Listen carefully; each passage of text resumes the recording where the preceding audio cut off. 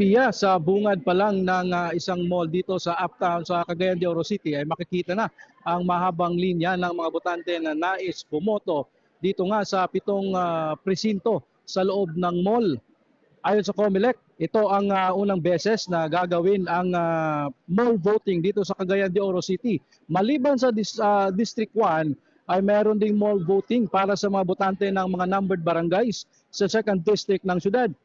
Ayon sa pamunuan ng mall, mahigit 7,000 mga botante ang kanilang inaasahan mula sa 1st District sa Cagayan de Oro City. Nakahanda rin ang kanilang mga tauhan kung sakaling may mga ilangan ng tulong.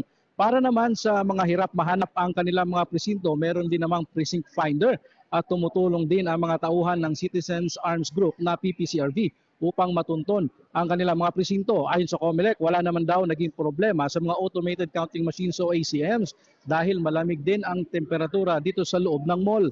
Ang Cagayan de Oro City ay mayroong mahigit 400,000 registered voters.